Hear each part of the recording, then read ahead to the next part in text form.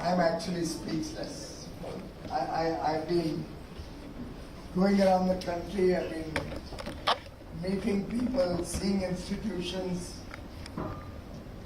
and as Minister for Industry, also engaging a lot with startups across the country. But truly been an amazing visit to your campus. Thank you very much for giving me this opportunity, Director. Thank you for all the affection all of you shared with me, you bestowed on me as you showed me your wonderful achievements. It's amazing where the potentials lie, and it's sad that we've lost so many opportunities over the years. It's not as if we Indians didn't have all these capabilities. We have the same DNA, we have the same set of brothers and sisters, we've come down generations. They report that at one point of time we had 25% of the world's GDP coming out of India. My own assessment is, somewhere along the line, this country and its people, I'm so sorry,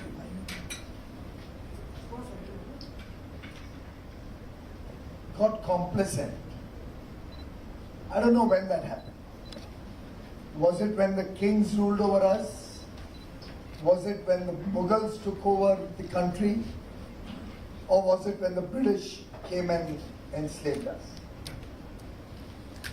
Of course, I cannot agree with the supposedly Indian origin lady in UK who has tried to make a virtue of colonial rule in India. I've never seen something as shameful as that in my life.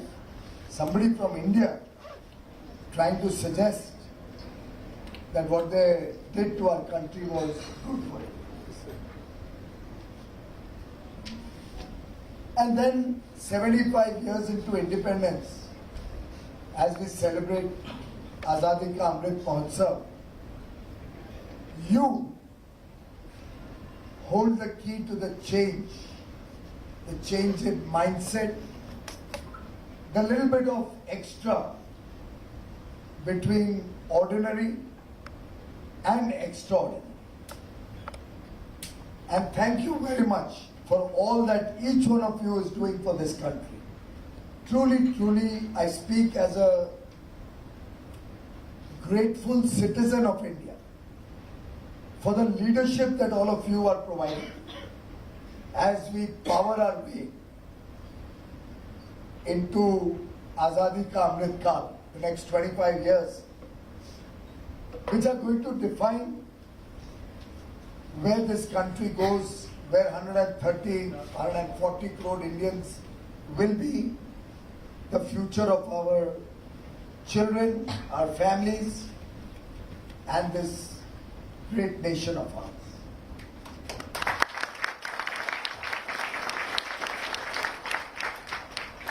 Today, earlier in the day, while addressing exporters, I've thrown a proposition at them. I'm not throwing this proposition at you because you are an inspiration, so I don't really need to ask you a question when I'm going to rhetorically give you a point of view. But why I'm just saying it, I had earlier during the day remembered it, and somebody was there accompanying us from amongst you. I said, please remind me, I want to suggest a name for your place, for this truly amazing, outstanding campus, for this, if you may permit me, I'll call it a piece of art.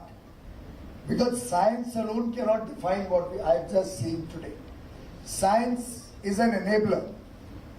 The art is in your mind, who are creating all these very elementary, very simple at times, solutions to day-to-day problems of all of us.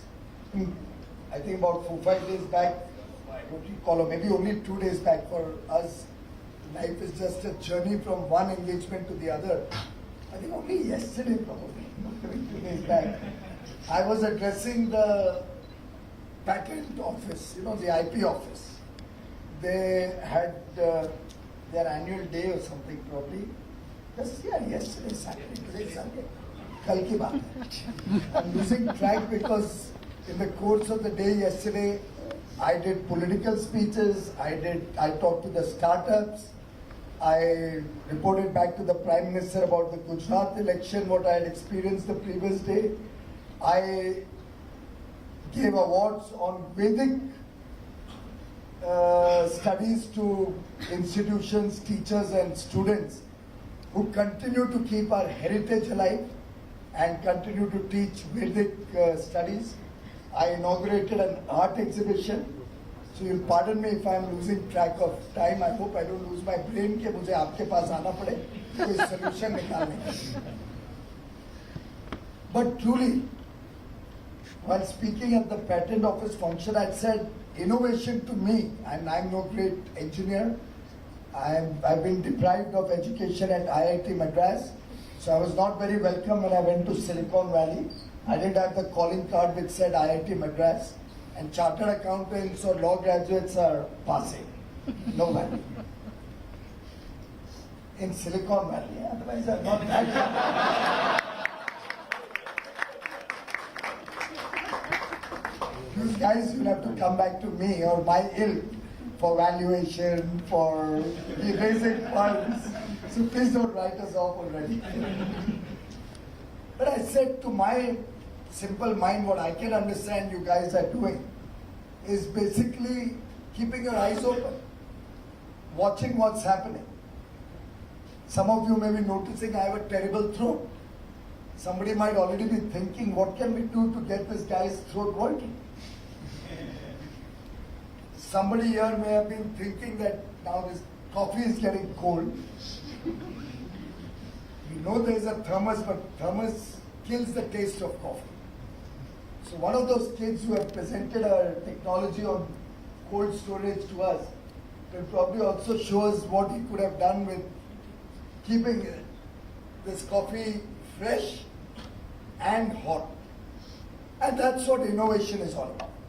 Elementary, simple thinking gets you solutions to day-to-day problems of life. It could be business problems. It could be problems of day-to-day living.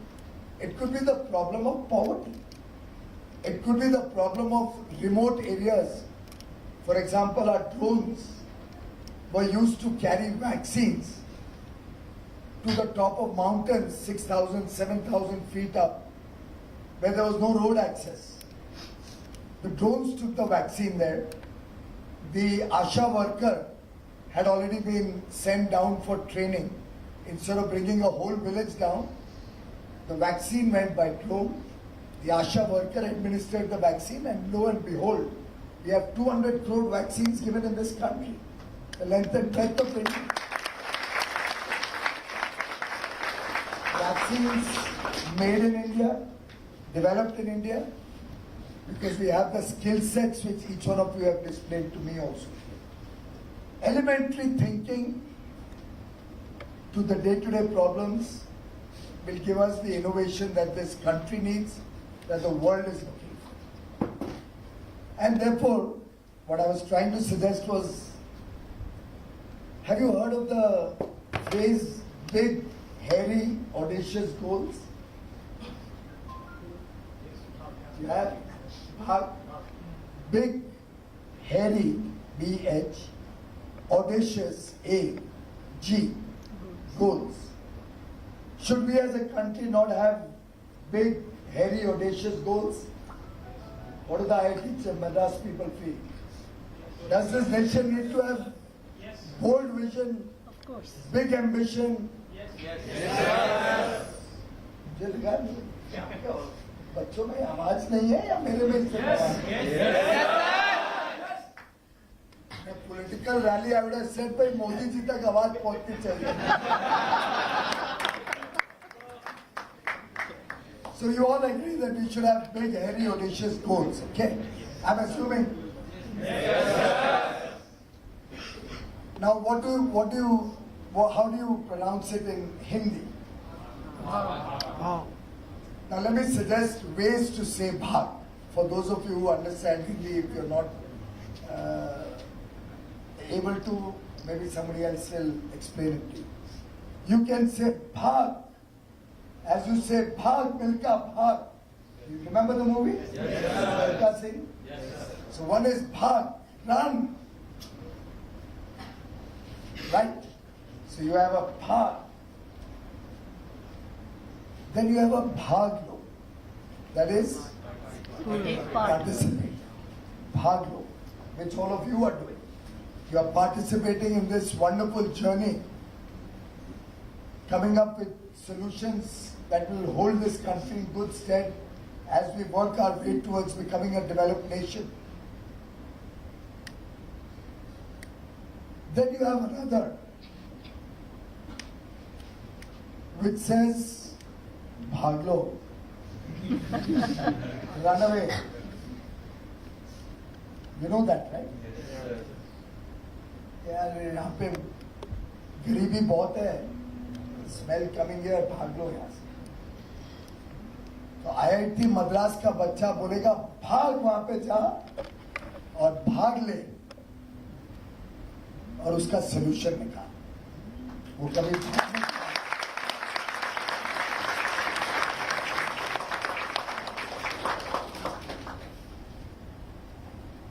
And to my mind,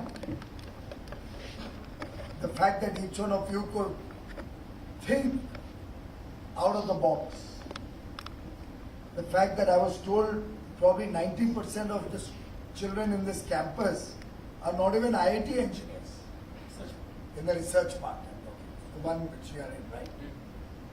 As he keeps rubbing it into me, the 1.2 million square feet part. By the way, he and I go back 2004, right? So I became a director in State Bank 2004. That's how many years? 18 years. We go back 18 years. We were both on the board of State Bank of India, and I could see the same spark that you are enjoying the fruits of 18 years ago. And that journey, I think, continues relentlessly. Congratulations, Dr. Chunchumala. Really.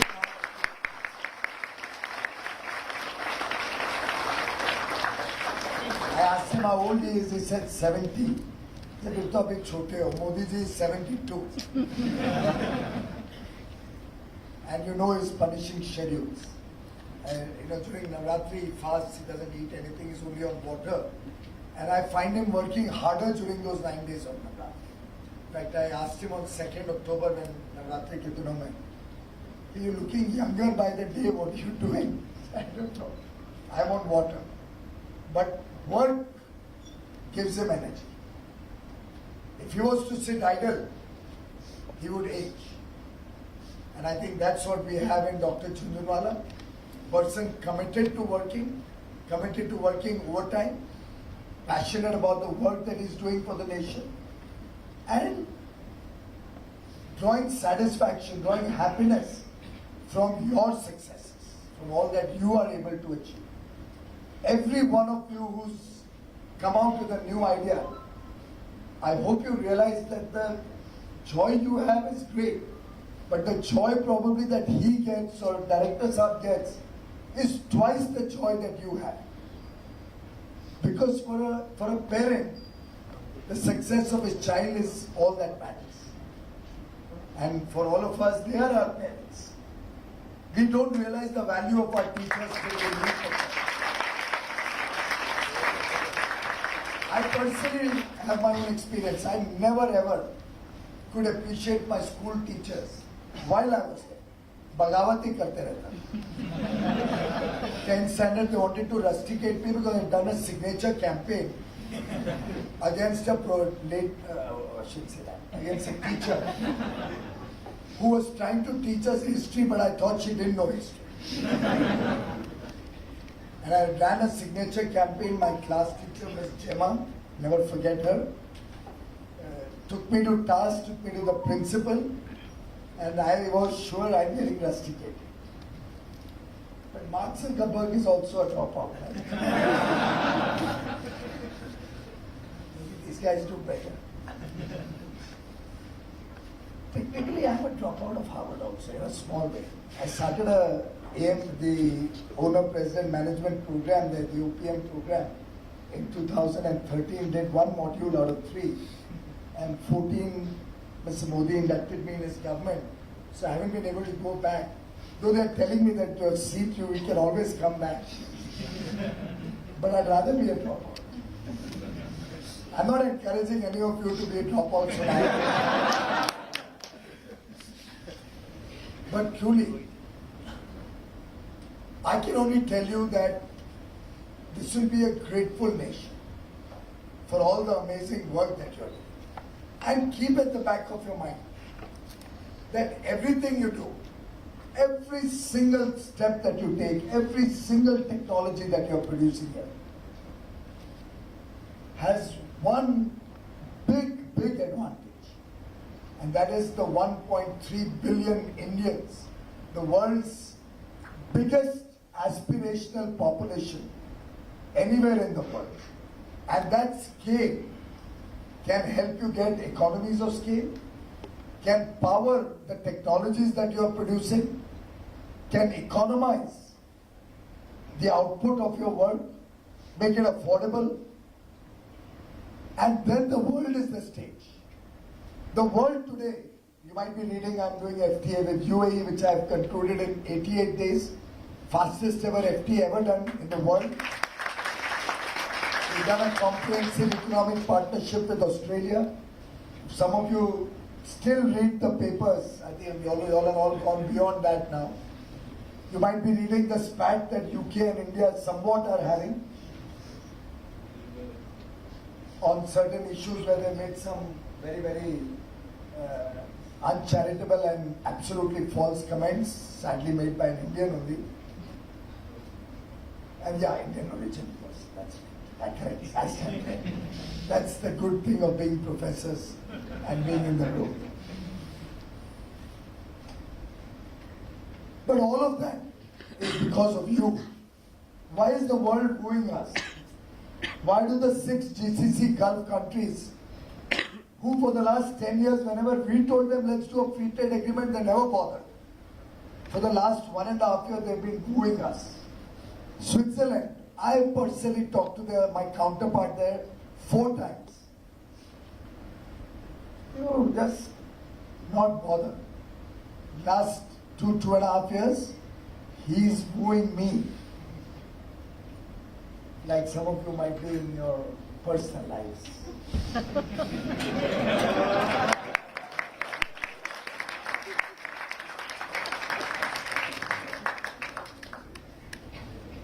Why does today the world want to engage with India? And the first and foremost is our skills, the talent that India has. Without that, probably the rest of the things would have been just statistics. It's the talent that attracts them to India. It's all of you, your work. And since the start of the Startup India mission in 2016, the amazing work that's been happening in the country is now coming to fruition. People are now seeing it, are experiencing it. Lost a couple of years in COVID, otherwise they would have experienced this in 2021 itself. Never too late. There's an idea of time has to come. And the world recognizes that India's time has arrived. The talent and manpower skills that each one of you represents. Second is the demographic dividend. We have the world's youngest population for the next 30 years. The large young population is our strength. Population is not a bane, it's a boon. 3, the market. Is there any other part of the world where there's 1 billion+ people, and as I said, mostly young, who are now connected with the world, who have televisions at home. Television is no more a luxury. Go to any village, go to a slum, you'll find a television in every home. And if at all he doesn't have a TV, he'll certainly have a smartphone in the home. It's an interconnected world. They are seeing what's available all over the world. Your very own Tamil Murugan, I think, saw on television how to make sanitary pads and became the padman of India, right? And made affordable sanitary pads. I would call him a brilliant startup entrepreneur. In this interconnected world, show me a place which has a billion aspirational, hungry, not hungry as in the stomach, hungry for the good things of life. And then what does that translate into? It translates into huge demand for washing machines, for dishwashers. As more and more of our sisters and daughters come into the workforce, everybody will want a dishwasher in their home. They'll want a washing machine. With sustainability being current coin, all the stuff that I saw today, every one of them had an element of sustainability, energy efficiency, electric mobility. Couple that with the large market, with our manufacturing skills. You bring anything from anywhere in the world, you'll find an engineer who can make it in India.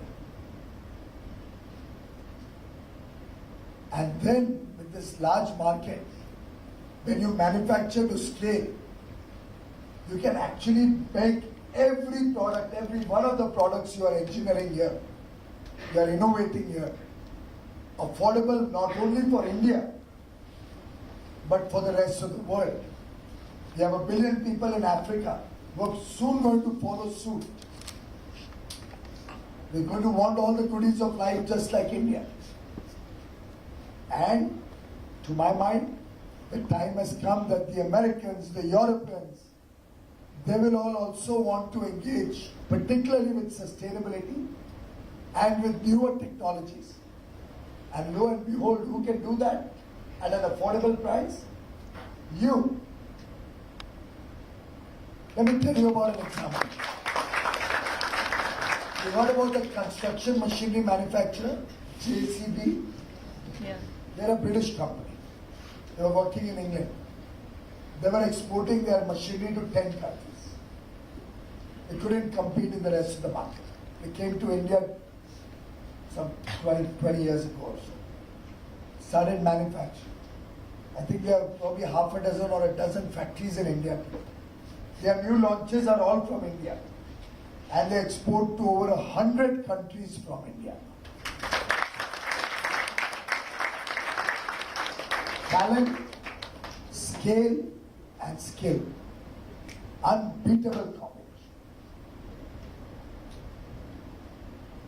And Dr. Chujulwala was a part of our team, and I give a lot of credit to him for his own personal role and his guidance and his leadership as he helped me, held my little finger, took my hand and made me make my way through the LED bulb revolution in India.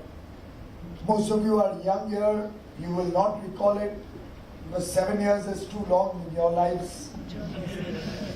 But way back on 5th January, and I'm saying this only to encourage all of you to think big, the big, hairy, audacious goals.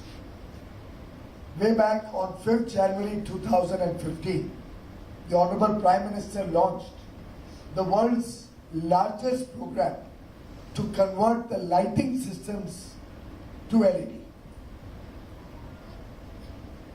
We used to use those old incandescent bulbs, 60 watt, 90 watt, 120 watt. You remember all that? I don't think you may even remember some of them. Professors will certainly remember. And the power guzzlers that they were, they hardly lasted 6 months. LED lighting had come in, but it was so expensive that the government used to give a 100 rupee subsidy to make them available for the market at about 550 rupees. In fact, the government used to procure them at 310 rupees plus taxes. And then of course the distribution costs and all that. We had a company called Energy Efficiency Services Limited. We would distribute it, give a 100 rupees subsidy and sell about 6 lakh bulbs in a year. One of the constraints also was the subsidy amount was so small. Everybody kept waiting for the subsidy. हमें subsidy मिलेगी तो LED bulb लगाए. Chicken and egg story. Nobody ever thought of the benefits of the LED bulb. First step, first of all, difficulty was to convince people it can happen. And I'm sure all of you must be facing similar difficulties. When you go with your idea, there's a disbelief, people are skeptical, all of that. I faced all of that all my life. Great difficulty, got a launch. And you know, the selling point was we are going to stop the subsidies to save the government money. The first file I signed as a part of this program was stop the 100 rupee subsidy.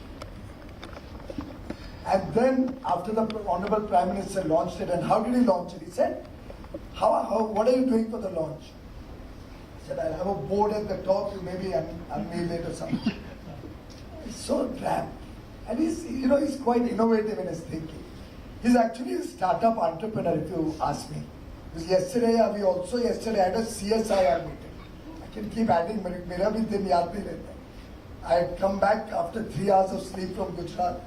Airport pe pehle unka call liya to give him my feedback. Then he went to his house for a CSIR meeting.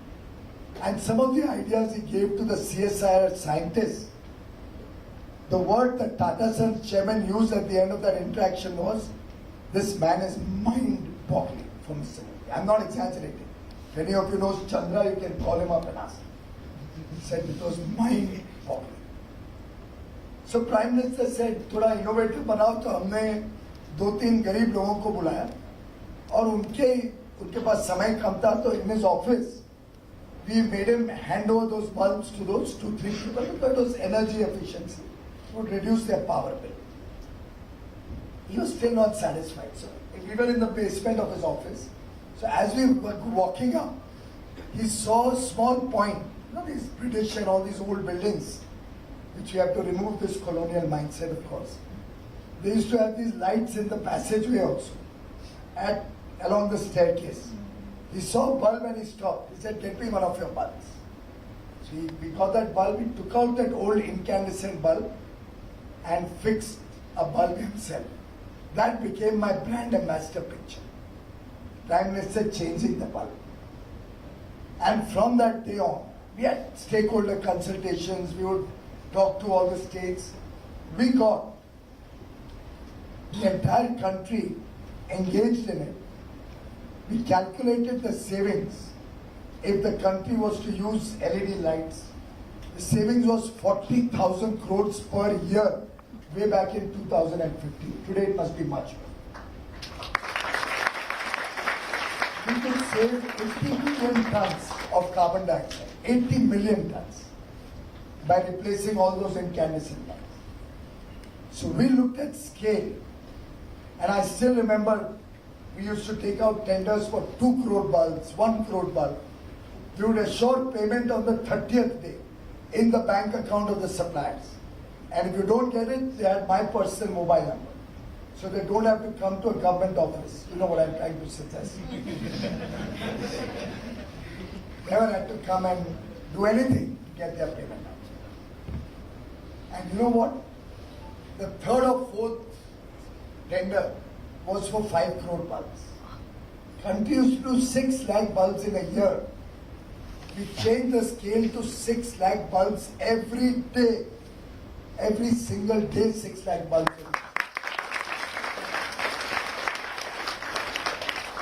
And Philips, the world's largest company, quoted 38 rupees. 38 rupees for a 12 watt LED bulb, which was equal to a 90 watt incandescent.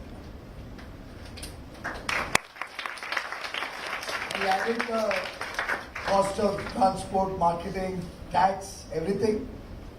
became some 80 odd rupees. We added profit for the government company, ESN. From a point of subsidy, that company made hundreds of crores of profit out of that. Without a single rupee of your taxpayer money being spent, it took only 3 years. About 30-35 crore bulbs being sold every year at market value. After the first 30 crore, government got out of it. Then the private sector ran. The bulbs today would be what, 50, 60 rupees? Above. They last for 5 or 6 years generally, unless your system is so poor. But actually nowadays they're so good, even voltage fluctuation they can handle. And again at that time, what did we do? We gave it to all the electricity companies, distribution companies. Along with the bill, they would give the bulb to the user at 10 rupees, which was the saving in 1 month in each bulb. And over 9 months or 8 months or 12 months, whatever, they would take 10 rupees every month. Gradually it came down to 6 months. Many states started giving it free when they saw the benefit. Many states subsidized it. The government company reduced its profit. And finally, the payback was 3-4 months. And then the savings would go on for years or so. What I'm trying to say, today if you want an incandescent bulb, you'll have to go to an antique storeroom. You won't get it in a regular shop. I can tell you so many stories about my run-in with the American administration on energy efficiency. They're the most highly inefficient users of electricity in the world. What I'm just trying to say is this is the power of India, which I request you to keep at the back of your mind. This is what is going to power the innovations that each one of you is developing. You have unparalleled opportunities in this great country. And if we are to stay the course, if we follow the 5 commitments that the Prime Minister articulated on 15th August, did you hear the speech, any of you? It's a little early in the morning, so I don't think your IIT kids get up there. The Prime Minister suggested 5 commitments. 5 prun.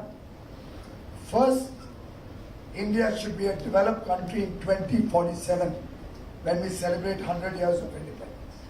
Second, let's remove every little symbol of colonialism from our lives.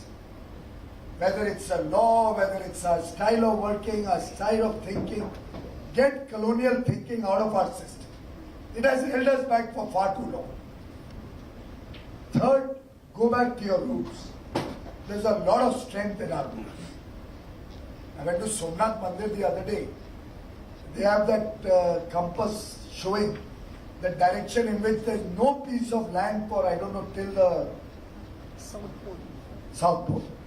Just no land in that whole distance. I don't know how many 100 or 1,000 years ago that was determined. I don't know how. You guys should be able to figure it out. Go back to your roots. There's a lot of strength in our culture, our tradition, our value systems, our family value systems. Our heritage is rich. Fourth, unity. Country has to be united. We all have to be united as one nation. Work as one nation. And fifth, the sense of duty. Let's all of us work with a sense of duty. We owe it to our country. We owe it to all those whose families possibly couldn't board the train and get an opportunity to come to this beautiful campus and this beautiful center. Everybody has not been as privileged as all of you. Still millions of kids out there. We owe it to them. The sense of duty comes out of that. Because he added 2 other elements after the 5 prun, which are equally important, friends. First was Nari Shakti. This great strength amongst our women, our sisters, our daughters, which we need to harness, recognize, give them equal opportunity, good education, make them stakeholders along with us. I would urge some of your teams to see if you can integrate more young girls and give them also this flavor of innovation. I see many of you here. We need to see much more by the time I come next time.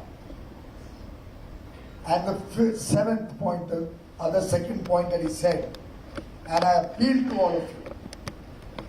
Hindi में बोलते हैं गांठ बांध करके रखो. Just make that the principle of your life. भ्रष्टाचार मुक्त भारत बनाना. Corruption.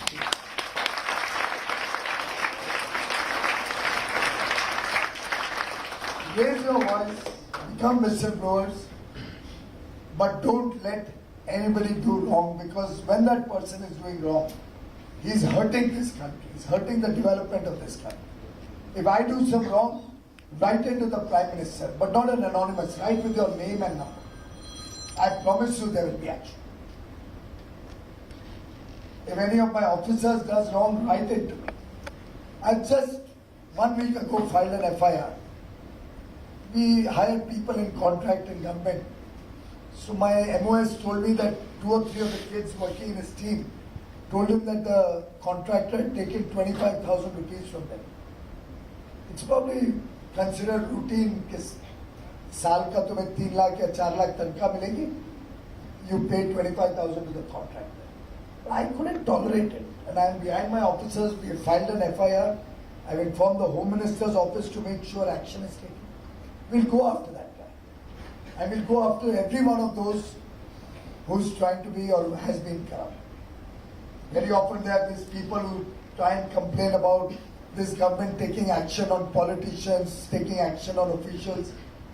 There is no special privileges just because you come from a political family or you have a particular surname. If you've done wrong, you pay for your sins. No privilege for anybody. And zero tolerance for corruption is what we stand for, and what I pray and wish each one of you will stand for. Each one of your technologies. I just said that all those who got a patent, please write in with your experience all the difficulties you got while getting a patent. I'm amending the patent law, making it simpler, moving everything online. But if you give me your inputs, I may be able to do my job better. So let's work with the spirit of partnership. Let's work together. This is only my second visit to IIT Chennai or Madras, but as delightful as my first. I'm truly grateful to you for inviting me. Thank you, Director, for your leadership of this wonderful institution. And thank you, my young friends, for all the powerful energy, for all the innovation, for all the out-of-the-box ideas that each one of you are working on. Thank you for being a part of the growth journey of India. Thank you for caring.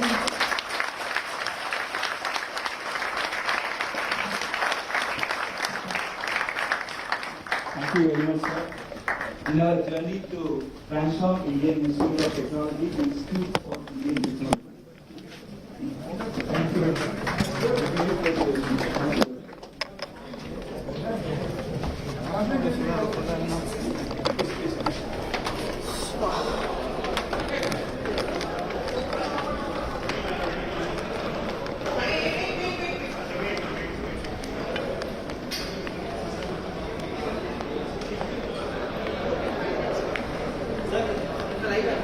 Live